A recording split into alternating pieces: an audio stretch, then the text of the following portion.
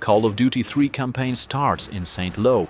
Private Nichols recently arrived in France and was moved to the Infantry Division. Private Huxley gives Nichols an M1 Garand rifle, betting $5 that he can't shoot 4 helmets in a row. Nichols succeeds.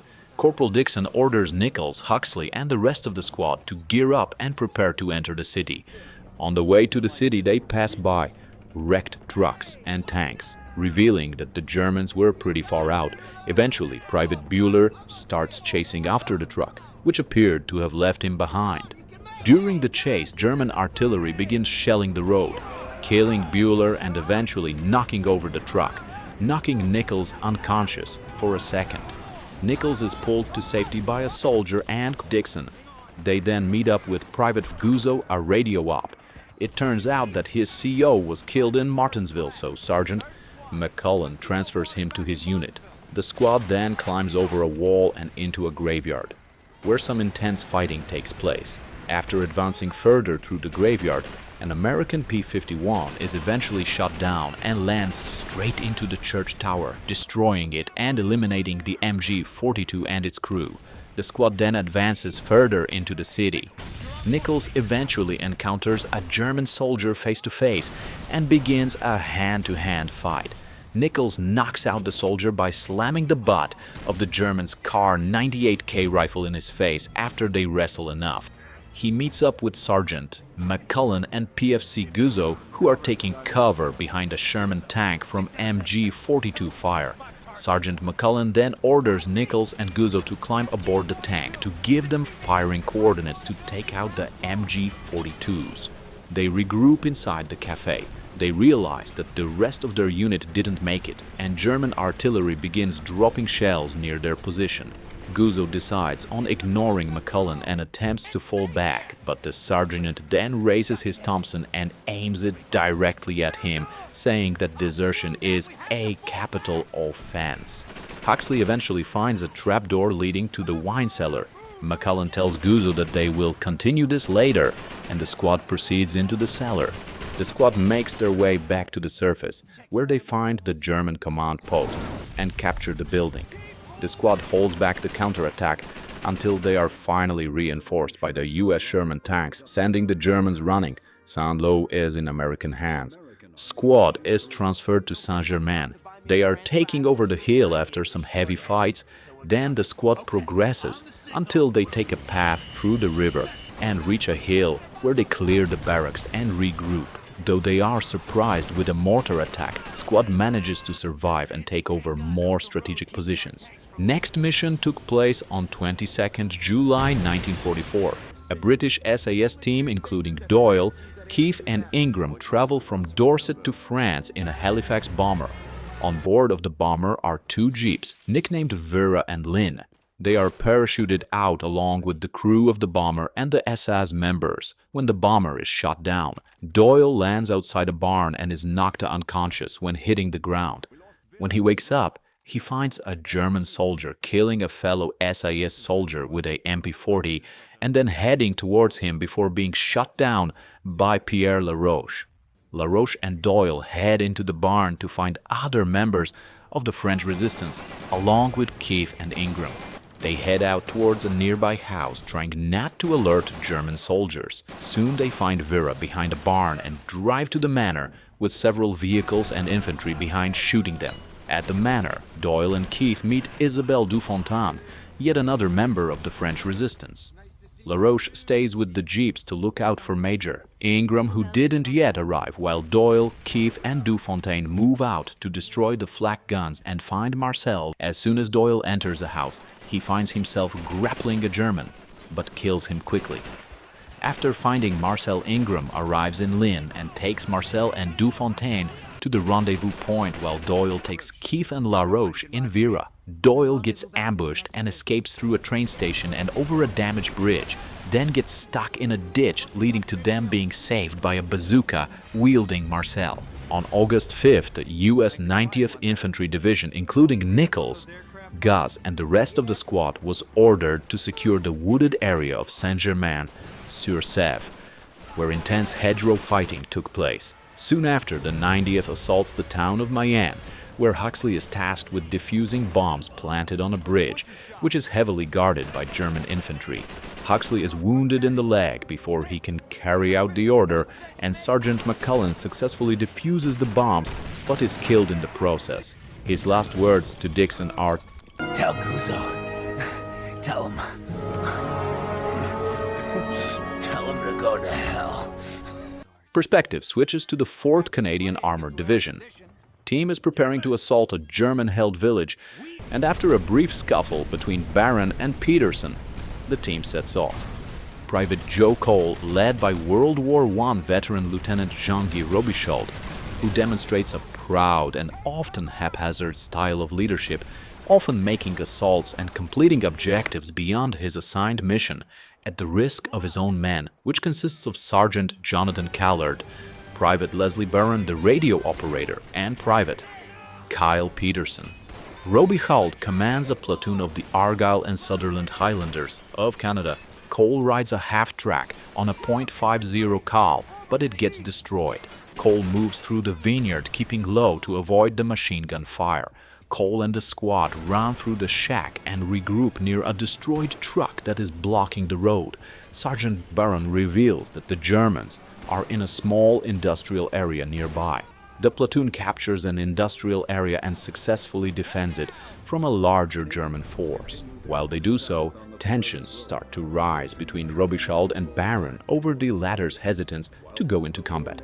The Maquis and SS then try to destroy a German-held fuel plant.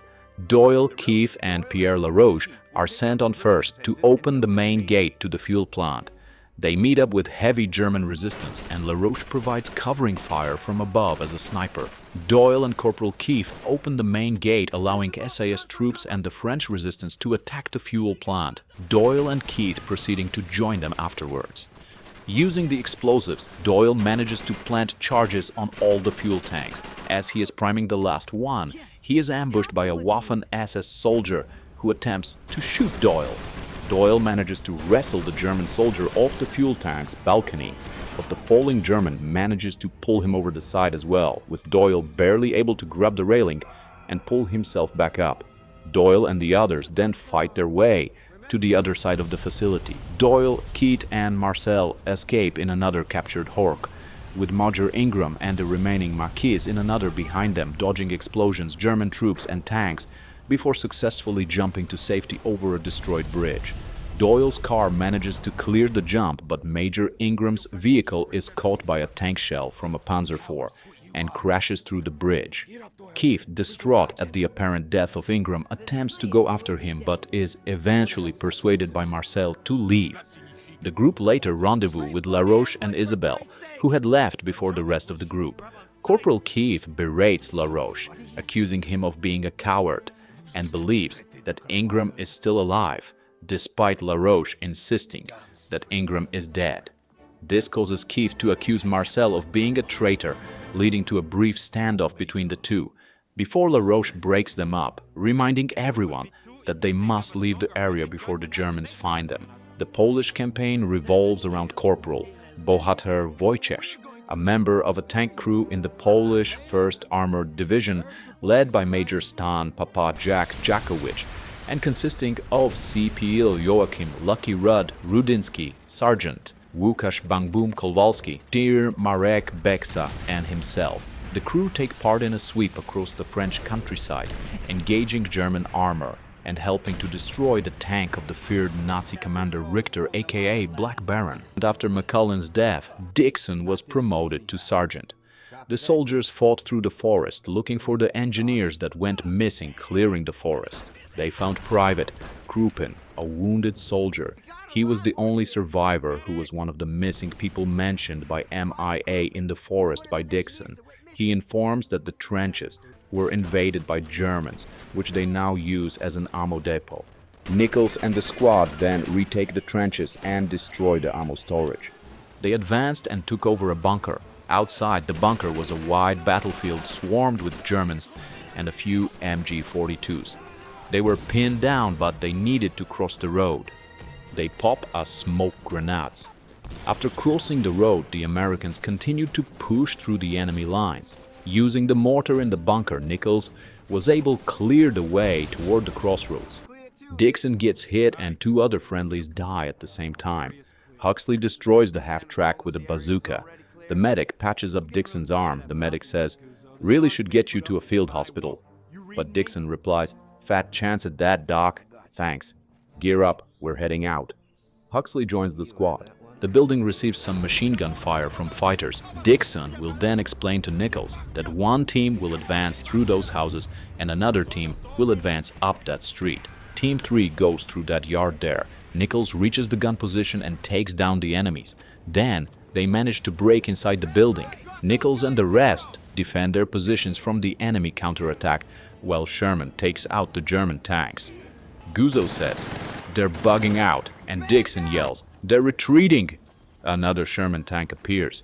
Canadians move up the Laison River until they get into the trenches and destroy 3 AA guns, allowing tanks to advance. They then advance through the motor pool and destroy an 88, so a Sherman comes and destroys a German tank. Guzzo tells Dixon that battalion was on the radio. Dixon answers it and then he tells them that the Canucks had taken the Laison River. Jerry was boxed up for the Axis in falling back to Chambois. Major Holden will give Nichols new orders. Chambois is the next destination. While escaping the fuel plant in a German vehicle, Ingram's truck is blown away by a nearby explosion and is believed dead. Tensions rise as Corporal Keith accuses Marcel of collaborating with the Germans. Against the advice of the French resistance, Keith and Doyle attempt to locate Ingram, with Marcel, LaRoche, DuFontaine and other members of the Maquis soon following. After Doyle, Keith and Marcel rescue Ingram, the Maquis and SAS fighters rescue 3 Maquis prisoners. Ingram, Pierre and Isabelle are pinned down. Later, in a fierce firefight on the rally point, a German armored car comes into the battle, making Doyle and Isabelle flank it around and allowing her to set the charges from behind. The armored car explodes instantly, killing Isabelle. Artillery fire is hitting the square, leaving the Germans confused. Germans get taken out by the shells and retreat. Marcel holds Isabelle in his arms. Keith comforts Marcel and says, "I'm sorry, Marcel. She was a brave lass. Brave as any of you Maquis." Lieutenant Robichaud and Sergeant Jonathan Collard are getting into a jeep when Leslie Barron comes over to report that the Polish lost their radio operator and command wanted to send a Canadian radio operator to assist the Poles. The lieutenant tells Barron to go assist the Poles. Robichaud, Collard, Kyle Patterson and Cole must get into town. At one point they get ambushed but manage to escape. They assault the town where they must go through a few houses to get to a tavern which they must defend. They argued about the situation and Robichaud says the Poles are now stranded at Hill 262. Mortar hits the tavern, blocking the entrance. Cole defends the tavern. They move into the basement and plant charges to destroy the German tanks and to clear a path to send reinforcements to the Poles. Callard says the fuse is defective and they're all going to be killed. The lieutenant tries to stop Callard, but the sergeant goes to deactivate them. As he does, the charges go off and the screen goes black. Cole wakes up and Kyle Peterson says, "He's okay." The lieutenant looks sad during the clip, but then becomes a little happy that Cole is still alive. But the lieutenant is still upset about the loss of Jonathan Callard. The lieutenant says, "Bone, we thought we lost you there." Like we lost Callard. Callard is to be nominated to receive the Victoria Cross and Cole and possibly Peterson were promoted to corporal. Then Lieutenant Robichaud says that it's time to get some reinforcements to the Polish. Bohater and his crew defend the hill against German tanks, but eventually their Sherman Firefly is destroyed and the crew abandons it. They join in the battle alongside the Polish infantry units and other tank crews, holding off the German attack. When they get to Major Jakowicz, he is with Kowalski defending against a wave of Germans assaulting the hill. Kowalski is then killed. Polish soldiers start to retreat up the maze through pockets of German-infested trenches. Baron arrives to call in artillery, but is killed by a stray shot after refusing to retreat from an overrun position. Ulan scavenges his radio, which is used again to call in artillery strikes. Rudinsky is running uphill and a German tank fires and it kills Rudinsky, leaving the 3 remaining Polish to fight off the Germans.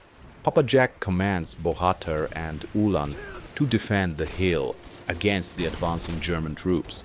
The Germans all charge up the hill. The only 3 Polish soldiers left try to hold off the charge, even with Germans coming over the walls. Green flares light the sky as the Canadian Air Force attacks the Germans, making them retreat towards Chambois.